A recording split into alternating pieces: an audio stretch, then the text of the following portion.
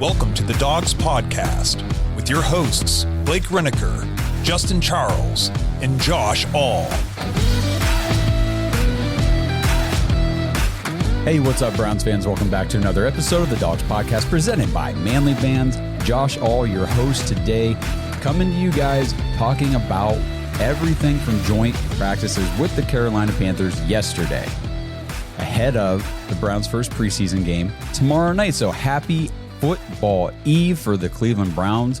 It's finally here. We're finally going to get to see this team on the field, whether you're optimistic or pessimistic about the team. Either way, you've been waiting to watch this team play some football finally, because it's been a long offseason. We've had all the free agency and the draft and the mini camps and the OTAs and training camp already and all this stuff. It's finally time to see these guys get on the field and see what they can do in a real game setting. Now, of course, preseason is not really a real game per se, but at the same time, it is NFL action against an opposing team in a game situation and setting. So it's still a great time to get an evaluation and start to see what some of these younger guys can do, the UDFAs, the rookies, that kind of thing, the roster bubble players, all that sort of stuff. Now, I will tell you guys, if I look a little blah today or sound a little drained, up all night with the baby.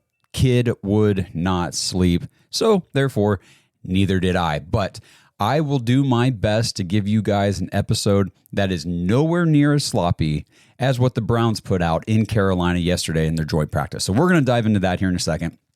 Before I get into all the information here, I want to remind you guys, head over to jointhedogs.com if you want to play fantasy football with us. Signups are still going on for the fantasy football leagues, but the cutoff is coming. We got about, I would say, end of next week, most likely. We'll cut it off maybe sometime the following week, but we are within the final 2 weeks at the most for you guys to sign up to play fantasy football with us, because drafts are already being set.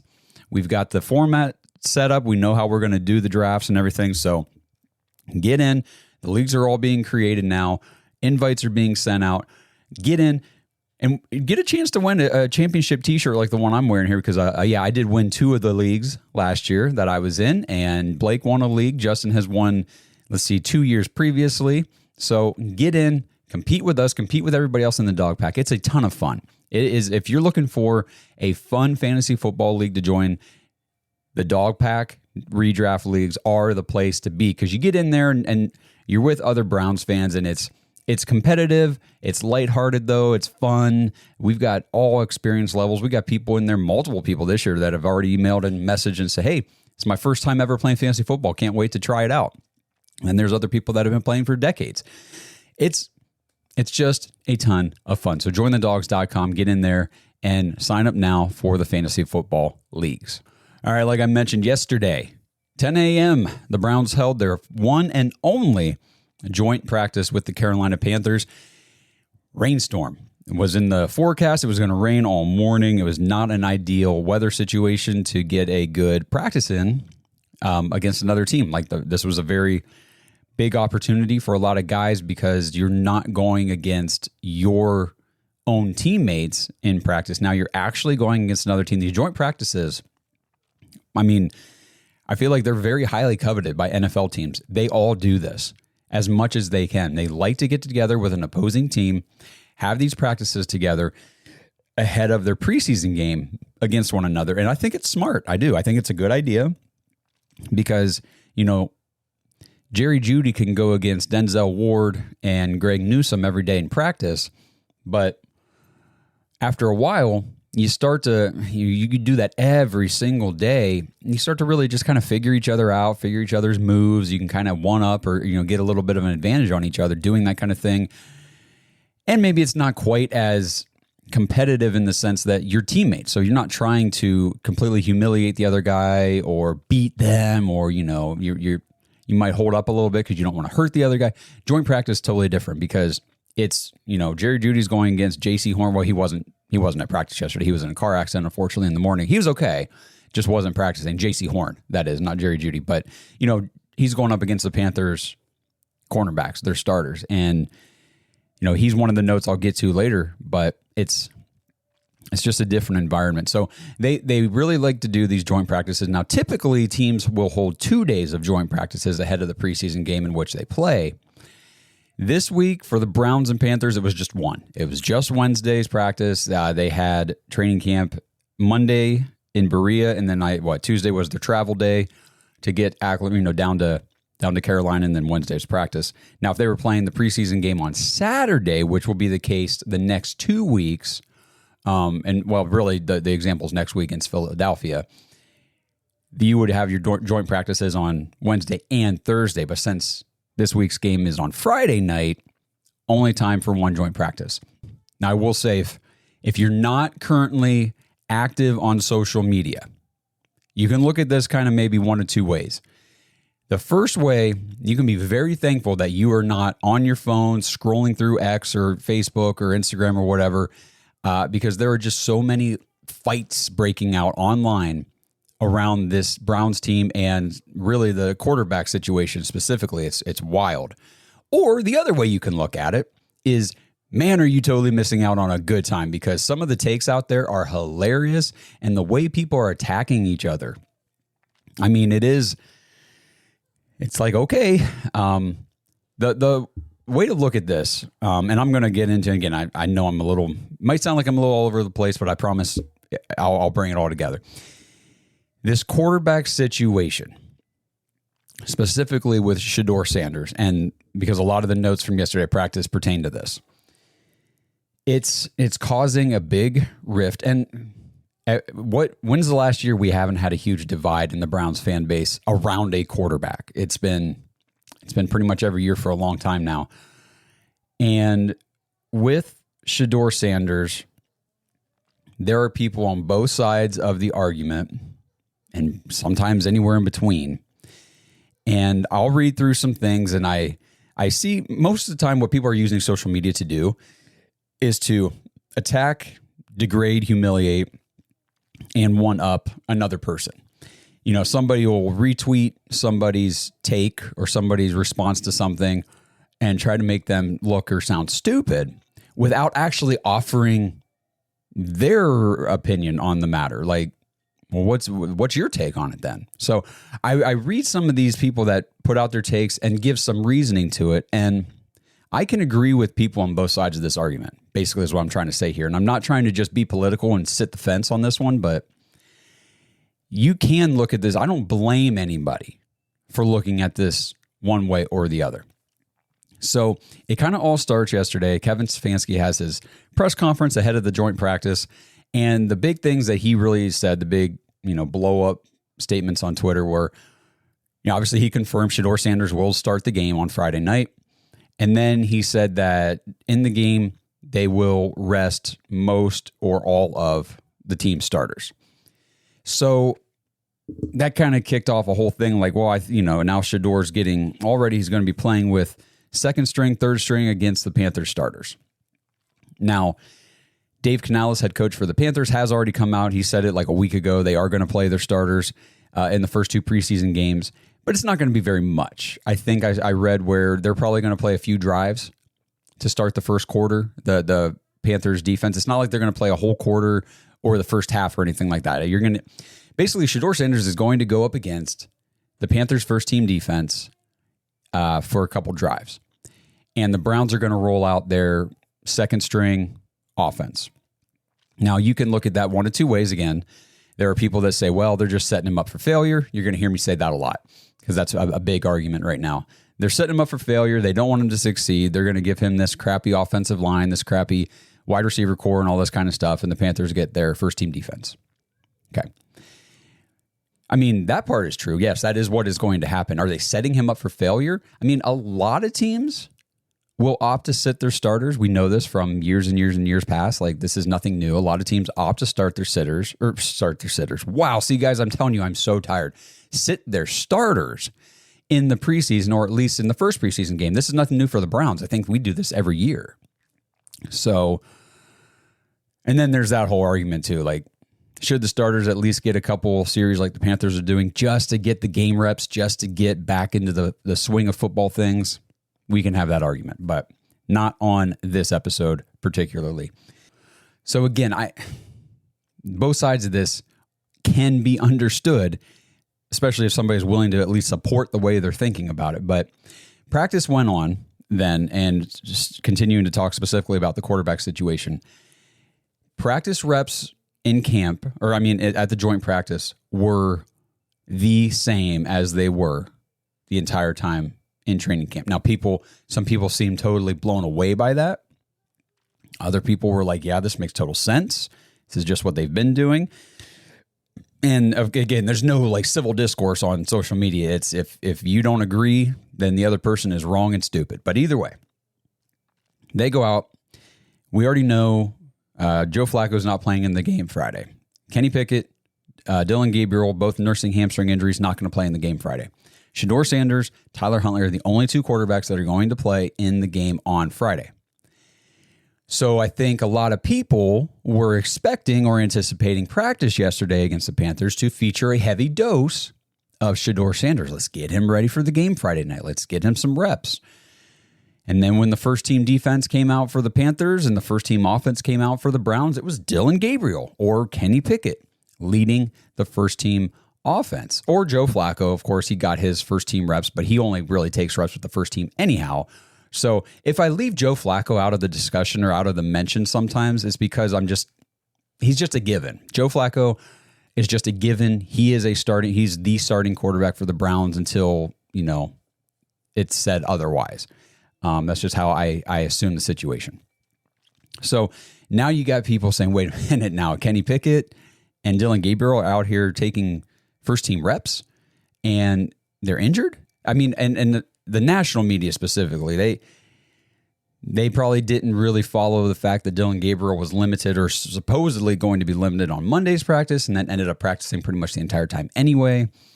And they haven't been following the situation the same way that we have, being exclusively Browns fans and Browns media driven. So, Dylan Gabriel's, he's the guy the Browns, if they could pick a guy if they could just handpick any of the four and say, this guy, boom, magic wand, he is ready to start week one and be our guy, they would pick Dylan Gabriel. 100%. You can't convince me otherwise. And it all goes back to him and Shedeur are both rookies. They're both rookie quarterbacks.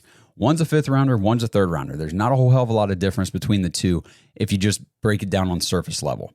Like we said the other night, it's not like one of them was, the second overall pick in the draft and therefore is getting priority opportunities in camp because he was picked to be the guy. Neither of them were picked to be the guy. The Browns might have picked Dylan Gabriel thinking we want him to be the guy, but your draft capital allocation toward him doesn't say that he was picked to be the guy.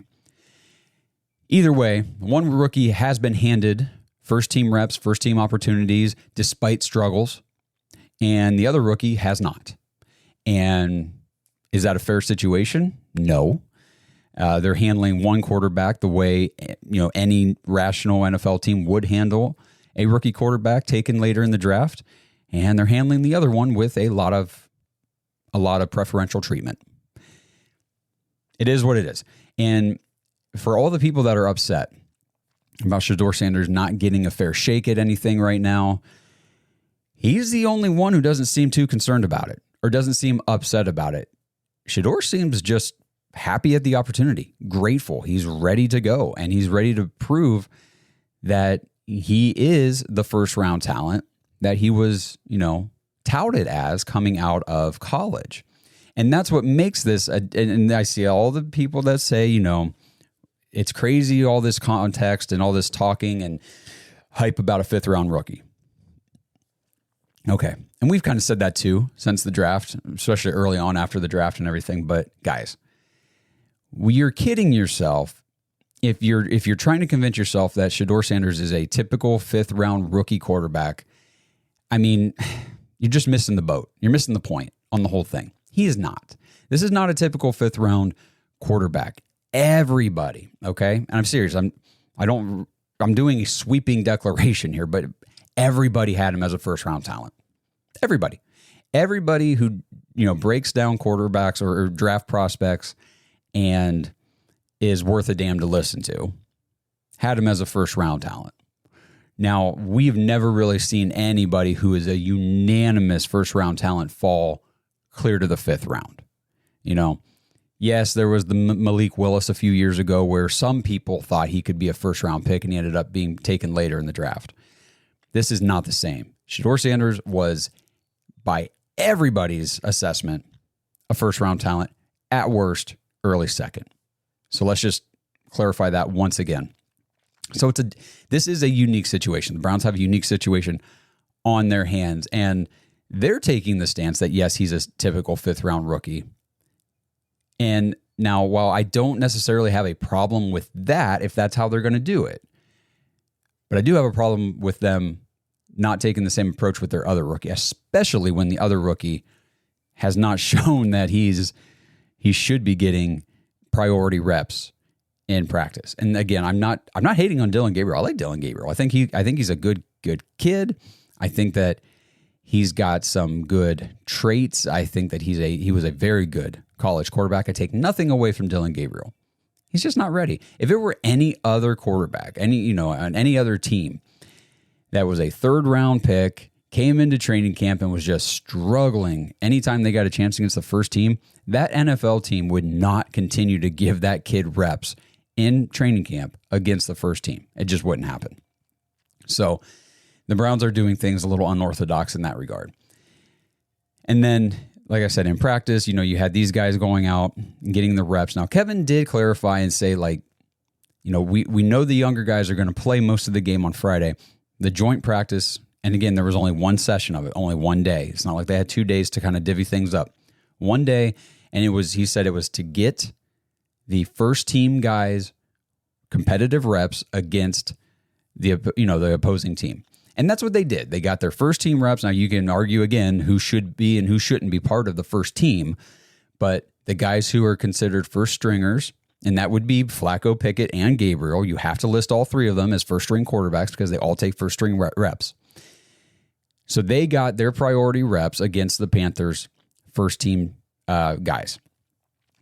So it did make sense the way practice was structured because it's the way practice has been structured all season. All off season here, all summer.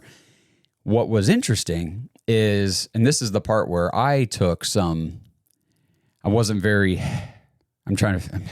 tired here. All right, let me think about how I want to say this. The part that I did not agree with was some of the drills, some of the team reps. They rotated typically 4 quarterbacks through them, but they had a 5th quarterback on the roster at practice yesterday. Actually, all freaking 6 of them were out there. Deshaun Watson went to Carolina for this practice, and whatever. It's the only time I'm going to say that. But Tyler Huntley, obviously the only other quarterback who's going to be active for tomorrow night's game, took some reps. I mean, you can't just have this guy on the roster and say, okay, you're going to play in the game Friday, but you're not going to take any practice reps. You got to get him some. I get that. Even though he's not going to be on the team probably next week, you got to get him a few reps. The problem I had was in order to get him reps as one of the 4 quarterbacks, you had to obviously skip over reps for one of the other guys. And the other guy that was getting skipped over was Shedeur Sanders. He's the dude you just said before practice, he's starting the game. You got 2 quarterbacks who are injured. One of them is a fellow rookie who has not looked very good in camp anyhow. So they gave the 2 injured guys, one of them an injured rookie who has been underperforming, priority reps in the practice prepping for Friday night's game over Shedeur Sanders so that they could get the practice squad quarterback who, like I said, won't be here next week probably, his own reps. It made no sense. Now, that part made no sense to me. And again, I think it goes to the people that say, the Browns are really trying to put Shedeur in his place. They're really saying, we don't value you. I mean, I see the people that say, well, that's not what they're doing. This is just the logical progression of things. This is just the way practices are run. I can see it both ways, guys. I really can. I really do. You tell this guy that he's going to be your starter on Friday night, and then you go through drills, and the guy that's not going to be on the team next week is taking reps instead of you. I get it. I can totally understand where people are coming from. I mean, and it's not just me. I mean, you got guys like Zach Jackson from The Athletic was there yesterday, and even he was tweeting like, hey, Tyler Huntley's out here getting reps instead of Shedeur in some of these drills. I don't really understand why they're doing this. I mean, he didn't say that, verbatim, but that was essentially the gist of his tweets. He said even Allen Iverson would say this is an important practice to get a guy ready for the game on Friday night. And then you've got national media guys like Asante Samuel, who played in the NFL, retweeted a video of Dylan Gabriel in 7-on-7s throwing a touchdown pass to Jerry Jeudy and saying, "I'm so confused," meaning I thought this guy was injured. I thought this guy wasn't going to play. Why is he taking first team reps ahead of Friday night's game? And it's another thing with Dylan Gabriel. I like the kid. I do, but people make a fair point when they say, hey, he looks a lot better in 7-on-7s than he does in 11-on-11s. Why? 7-on-7s, there's no offensive or defensive line. There's no pass rush. There's no pressure. There's nobody in his way. There's nobody in his throwing lanes. He's much better in those drills as expected, and that's what he participated in yesterday. So I guess ultimately here's how I see the Browns quarterback situation. And I'm gonna move on from quarterback situation, just talk the team here in a minute, but you got 4 quarterbacks. Only one of them has the potential to be the future at the position for the Cleveland Browns. It ain't Joe Flacco. Joe Flacco is 40 years old. He will not be on this team next season. It won't be Kenny Pickett. I mean, we've seen Kenny Pickett. It's not going to be Kenny Pickett. Dylan Gabriel is not ready for first team reps, and he's got just too many limiting factors to logically say this guy is going to be the long-term solution at quarterback. Now, is there a chance he could defy the odds and be that guy? Yes, but again, the odds aren't great. So really, it's only Shedeur Sanders, and that's where all the hype and all the excitement and all the online discourse stems from. Shedeur Sanders is the guy who was graded as a first-round talent. He is the guy a lot of people wanted the Browns to take at number 2 overall. He is the only one. He's the NCAA's leading completion percentage quarterback in college. He led the league like in passing yards, and he had the most touchdowns. Like he's that guy. If there's one quarterback on the roster who can be the answer for the Cleveland Browns at quarterback, it is only Shedeur Sanders, and that's why everything around him is such a big deal. What if everything you've been taught about happiness is wrong? We chase careers, approval, more stuff, hoping it'll finally make us feel fulfilled, but it never sticks. What if happiness isn't out there, but already inside you, just waiting to be unlocked? Discover the book, The Happiness Experiment. Every person has a unique happiness type, and when you understand yours, everything shifts. You'll stop chasing and start creating joy on your own terms. Discover your happiness type with a free happiness type assessment. Go to myhappinesstype.com. That's myhappinesstype.com. It takes just a minute and it might change your life. Then grab your copy of The Happiness Experiment at Books A Million. This isn't just a book, it's a practical framework, a journey inward. It's a tool to help you reconnect with the happiness that's been waiting inside you all along. Pick up The Happiness Experiment and start your happiness experiment today. If you work as a manufacturing facilities engineer, installing a new piece of equipment can be as complex as the machinery itself. From prep work to alignment and testing, it's your team's job to put it all together. That's why it's good to have Grainger on your side. With industrial-grade products and next-day delivery, Grainger helps ensure you have everything you need close at hand through every step of the installation. Call 1-800-GRAINGER, click Grainger.com, or just stop by. Grainger, for the ones who get it done. Shop the Sherwin-Williams Super Sale and get 40% off paints and stains August 8th through the 14th. With prices starting at $29.39, it's the perfect time to transform your space with color. Whether you're looking to revamp your interior or exterior, we have you covered with bold hues, soothing neutrals, and everything in between. Visit your neighborhood Sherwin-Williams store or shop the sale online. Delivery available on qualifying orders. Click the banner to learn more. Retail sales only. Some exclusions apply. See store for details. This episode is sponsored by Manly Bands. Browns fans, it is time to upgrade your ring game. Head over to manlybands.com/dogs and check out everything Manly Bands has to offer, some of the coolest bands materials that you're going to find. I love going through and looking at everything in their Jack Daniel's whiskey barrel collection. I mean, you can get a wedding ring made from a Jack Daniel's whiskey barrel. That's awesome. They've got the Lord of the Rings collection. They've got DC Comics, and they've also got the other materials too. Gold, white gold, that kind of stuff. They've got meteorite. They've got dinosaur bone. They've got all kinds of stuff. And they have a ton of other gifts as well. They've got barware. They've got chains. They've got wristwatch. They've got all kinds of stuff. Anything you need if you're looking for manly rings and manly things, head to manlybands.com/dogs and make sure to use promo code CAMP25, CAMP25, to get an extra $25 off your order. That's manlybands.com/dogs, promo code CAMP25.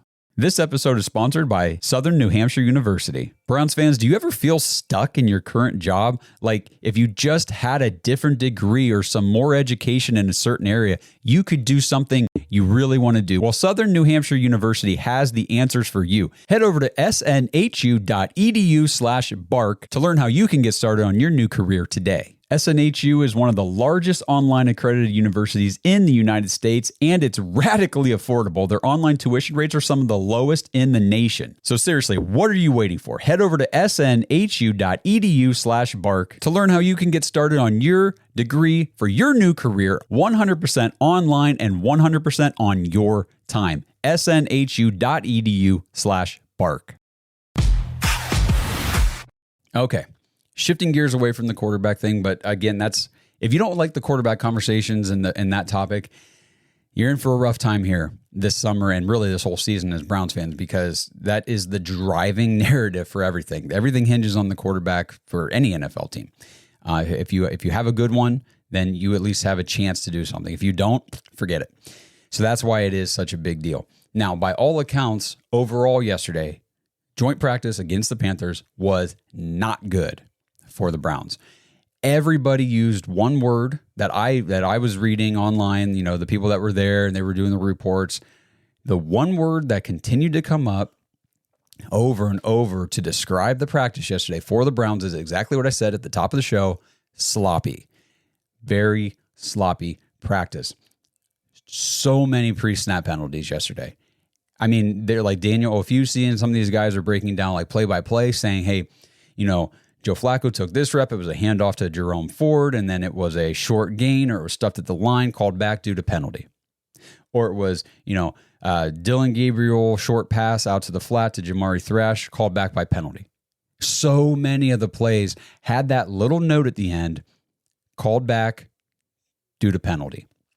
We had offsides, we had false starts, we had all kinds of crap, pre-snap penalties once again from this team. And it's, so Mac Blank on Twitter put out this post the other day, and I had already said something too. I didn't realize it went back this far. I said the Browns led the league in pre-snap penalties the last 2 years in a row.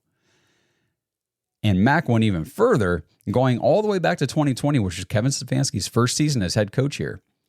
The Browns have been top 5 in pre-snap penalties 4 out of 5 of Kevin's years here in Cleveland. 4 out of 5, 80% of the time so far of Kevin Stefanski's career in Cleveland as the head coach, this team has been one of the league leaders in pre-snap penalties. That means we are not disciplined. That means we are not paying attention. We are not focused. And it goes back to coaching. Yes, I know the coaches aren't out there telling guys to hold or jump off sides or whatever, but penalties are a coaching thing. You iron these things out in practice. Excuse me. Other NFL teams don't seem to have a problem with it. Some do, but I don't want to be like the ones that do. I want to be like the teams that don't. Going back to 2020, the Browns were second in the league in pre-snap penalties with 46.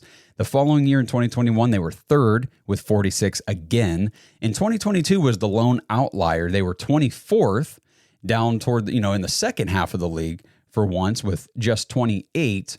And then they bounced back in a bad way in 2023, led the league with 54 pre-snap penalties. And then last year, they took the cake, topped themselves, did everything they could to be number one again with 61 pre-snap penalties. It's terrible. This stuff has to stop. The problem is it's not going to. I don't think, anyway. I think tomorrow night when we watch the game, we are going to be frustrated collectively as a fan base at how many penalties this team is going to incur. offsides, alignment, I can't even think of the terms right now. My brain is fogged up. But you know what I'm saying? When they don't line up correctly. Illegal formation. That's the one. That's what I was looking for. Illegal formations, offsides, holding. Our offense is going to be in second and long, first and long, more than we're going to like to see. I'm predicting that. I think it's going to be bad. There was a video then. So we want to talk about, quarterback. Obviously, it's going to be Shedeur Sanders for most of the game tomorrow night, or at least it should be. Maybe I'll talk about that here in a second if I remember. But he's going to get second, third team offensive linemen throughout the game. So there was a video of Panthers rookie defensive tackle Cam Jackson completely obliterating one of our offensive linemen in a one-on-one drill. I mean, just put our dude on his rump, like boom, smash this guy to the ground. It's like, holy crap, that's a sack. Like as soon as the quarterback takes the snap, he's on the ground. The funny part about this is the Browns lineman that got humiliated in this drill was number 62. And I went and looked, and when you go check out the Browns depth chart, or their roster listing on their website, there is no number 62 on the team. So I have no idea, no clue who this dude was, who this offensive lineman for the Browns was who got smashed in this drill. But he could very well be one of the linemen playing with Shedeur tomorrow night. So just keep that in mind. There were highlight videos, and again, not many coming from the Browns side of things. But I went and I followed, some of the Panthers beat writers and reporters that were there at the practice yesterday and what they were posting. Bryce Young, Tet McMillan had some nice plays against our defense. Tet McMillan, the rookie out of Arizona, a guy that, the Browns easily could have had. I think he went, 8 overall to the Panthers. And, he had a nice touchdown grab against our first team, a couple other big plays. Jerry Jeudy, on a positive note, I mentioned him a little bit earlier, but Jerry Jeudy continues to look very good, very, very dominant out there. Had some big plays. He did have, I think, a long touchdown or something from Joe Flacco at one point against the opposing defense yesterday. I don't really know what drill that is. I'm not sure if were there any touchdowns in the stat tracker. I don't even care. Don't even care. Doesn't matter. But Jerry Jeudy continues to shine, and he is going to probably be the lone bright spot at the wide receiver core. I think that, we're all excited for Cedric Tillman, and I think he's going to have some nice moments. I don't know if he puts together an overall nice 2025 campaign. We'll see. Jamari Thrash running with the ones, so he is listed as that starting slot receiver. And I saw one of the national media people said, it's interesting, Jamari Thrash listed as starting slot receiver instead of Deontay Johnson. Deontay Johnson's not a slot receiver. We've covered this. 14% of his career routes have been run from the slot. That's it. 86% of Deontay Johnson's career routes have been run from the outside. Deontay Johnson is an outside receiver. He is not a slot receiver. So he is competing for targets and reps and things like that, snaps, with the other outside receivers, which the number one primary outside receiver is Cedric Tillman, runs the majority of his snaps from outside, though he does run more slot snaps than even Deontay does, and then Jerry Jeudy is about a 50-50 split. So just kind of understanding what role these wide receivers play. Just because Deontay Johnson is a good route runner does not mean that he is a slot receiver. Does not mean that he is going to dominate, and that's not where he plays the best at, and that's not where he's been utilized throughout his career. So kind of touching one more time here on this quarterback situation for tomorrow night. Shedeur Sanders, and I want to say this now ahead of the game, obviously, because we don't know exactly how this is going to play out. But in my opinion, Shedeur Sanders should play the entire game. He is the only active quarterback tomorrow night who's going to be on the roster. Tyler Huntley is not going to be on this team. There's no point, in my opinion, to give Tyler Huntley snaps in a game whenever you have this rookie quarterback who really could use them. Like, he needs the time, he needs the reps, he needs the snaps. He should play the entire game. At minimum, Shedeur Sanders should play 3/4 of the game tomorrow night. If he plays any less than 3/4, I don't think the Browns are going to do this. It would be really stupid for them to do it, but if they gave Shedeur the first half and Tyler Huntley the entire second half, then you know that Shedeur is just not in the cards for the Browns this year. And as much as that might suck to hear as a Browns fan who's hoping for him to be the guy or to get an opportunity, it's kind of the situation. Zach Jackson was his big thing yesterday said, the Browns said they're going to start Shedeur on Friday, but they've also confirmed that the quarterback competition continues between Joe Flacco, Kenny Pickett, and Dylan Gabriel with Shedeur Sanders as the clear fourth option. And I talked about that in the breakdown of how things went at practice yesterday.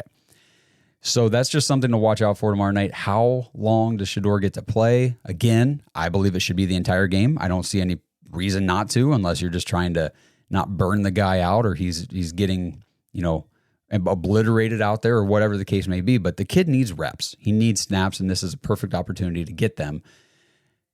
I just don't see the point in using Tyler Huntley unless you absolutely have to. Again, logic and that kind of stuff, not always the Browns' forte when it comes to these sort of things. We know that. But we'll see. We'll see how the game goes. Again, prepare for, it was by all accounts, a very sloppy practice against the Panthers. So therefore, I would just caution you guys, prepare for a very sloppy game against the Panthers, especially since we're not going to have our first teamers out there. And if our first teamers look sloppy in practice yesterday, you can just trickle that down heavily to the second and third string guys. They are going to be very sloppy. Tomorrow night, I do predict that Shedeur Sanders is going to have some good moments. I also think he's going to have some bad offensive line moments. I think he's going to get pressured. I think that there's going to be just, if you're not on social media, just continue to stay off it tomorrow night during the game. And if you are on it, just enjoy the ride, because people are going to be all over the map emotionally during this game. It's going to be probably the most watched preseason game this season. I mean, I think that everybody across the nation, because there's just so many Shedeur Sanders fans and just people that are interested in him as a prospect that are going to be tuning into this game. And the Browns are going to, it's NFL Network, we're going to be on the national spotlight. So again, if we're super sloppy and we look really bad out there, it's going to get talked about a lot. And so just be ready for that. One last thing, and I know this has been hasn't exactly been the most positive episode, but there wasn't a whole lot of positive notes coming from the practice yesterday. I think the run game could struggle yet again. It sounded like the run game was struggling in practice yesterday, and that's what we talked about during training camp. Up to this point, I mean, we've only had a handful of sessions in pads where they can actually hit. We have no idea what the run game really looks like because there's no tackling, there's no contact. A guy gets to the line and the defensive linemen just kind of have to hands off. The linebackers hands off, and the running backs are always running down the field to end the rep. We don't really know coming out of our own training camp what the running game looks like, but we do know from yesterday in joint practice the running game was not good. There was a lot of, and I know I gang up on the guy quite a bit here, but there was a lot of stuffed run for Jerome Ford notes from yesterday. And if we're running out there with Jerome Ford, and it's going to be, with Shedeur, it's going to be Pierre Strong and what's the UDFA's name? Armani Marshall or something like that. That's who you're looking at tomorrow night for the Browns run game. I think it's going to be bad. I think it's going to be really rough. And I don't want to get too far ahead of myself, but it could be indicative of another season with struggles in the run game for this team.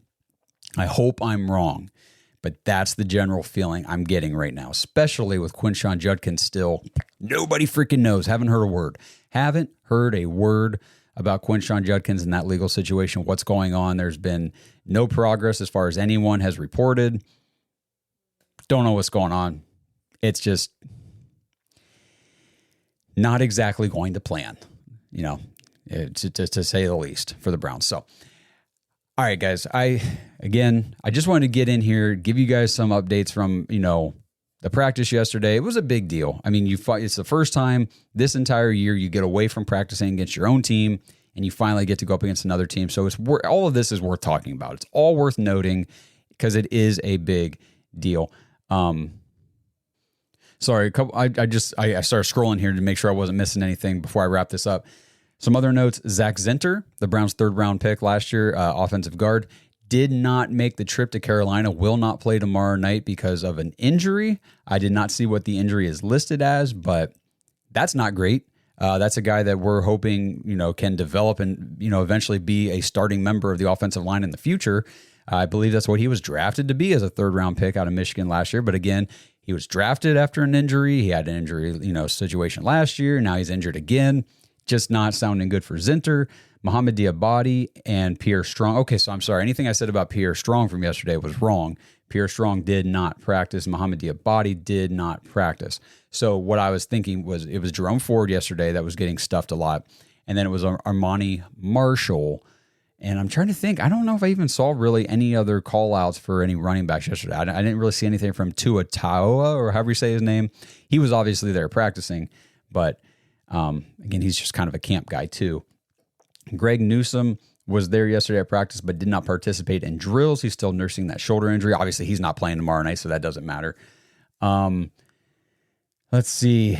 This note from Zach Jackson. Judy was the best and most targeted receiver. Nothing new there. That's exactly what we expect. And then, the other note here that he has, not surprising, not encouraging, but not surprising, says David Njoku had multiple drops. Oh, yeah, I did see a lot of that in the listing of the play breakdowns. It was, Joe Flacco, short pass in the end zone to David Njoku, dropped.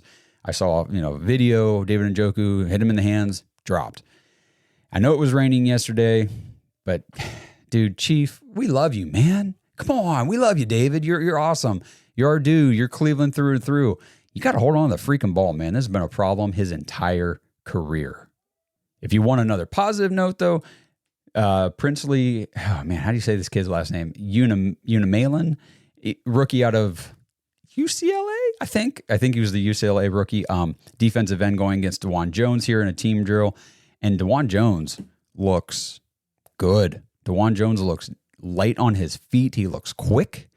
And obviously he looks big because, he's 6'8", 300 some pounds, 350 pounds. The dude is massive. But for him, his frame, his body, he has slimmed down and he looks very fast. And as long as DeJuan Jones can stay healthy, I do think there's a chance that he could be the answer at left tackle for the Cleveland Browns. So I'm excited to see. I don't know if DeJuan Jones is going to start tomorrow night. Again, Kevin didn't say all the starters are sitting out. And I would imagine that a guy like DeJuan Jones could use those live game reps at a position that he's not familiar with, and they're trying to get him up to speed and ready for the season. So hopefully he starts the game. I would like to see him, regardless of who's playing quarterback. I want to make sure that DeJuan Jones can be that guy for the Browns this year. All right, so that's pretty much it. We'll see how the game goes tomorrow. Obviously, we'll be watching. If you want to be in the conversation with us and a lot of these diehard Browns fans that we talk with all the time, jointhedogs.com. Not only does that get you, you can get in there and sign up for fantasy football. You want to get in there and play fantasy this year, and the deadline is coming. But you also get access to the private Discord. So get in like today or tomorrow during the day so that you can get synced up with the private Discord, because we're going to be talking in there the entire game. And if you want to get away from the negativity and the stupidity of social media, talking to just randos online about the game, you're sitting at home and you just want somebody to talk to about the game because you're watching it, the Dog Pack is the best place to be, because this is just diehard Browns fans. And the conversations are just fun in there, and it's great. And that's the place to be, especially during games. And the first one is tomorrow night. So head to jointhedogs.com, get into the private Discord, support the show. It's our Patreon. Join the Dogs is our Patreon, and it syncs up to the private Discord. There's a post in there where you can register to play fantasy football. It's $5 a month. So you're basically donating a morning cup of coffee to our show each month, one time. That's it. You don't even notice the money's gone, but it does help us tremendously in our support of our independent podcast. So we appreciate everybody in the Dog Pack. Shout out to you guys. Thank you for everything you do for us and always being there to support the show. So let's try to enjoy tomorrow night as much as possible. The bottom line is Cleveland Browns football is back in action, whether it's going to be good to watch or not. We have been waiting to see some football, and it's finally here. So tune in tomorrow night, 7 o'clock, NFL Network. Browns, Panthers are going to be a ton of fun. Again, we will be doing our reaction show for tomorrow night's game on Sunday, not Saturday. We're going to be doing it Sunday at 11:30 live stream. We're going to be at Shenanigans Bar and Grill in Dover, Ohio, with Hanford Dixon to break down everything we see on Friday night. So you guys don't want to miss that episode. So stay tuned. Tap the notification bell on YouTube so you don't miss it. Like the video, subscribe to the channel. And until I see you guys on the recap show, let's go Brownies, beat the Panthers, or at least look competent out there. Please don't embarrass us. and let's have a good night. We'll see you guys on Sunday. Thanks for listening to another episode of the Dogs Podcast. Make sure you subscribe on YouTube and follow us on Twitter at the Dogs Podcast. Get your thoughts on the show at thedogspodcast.com.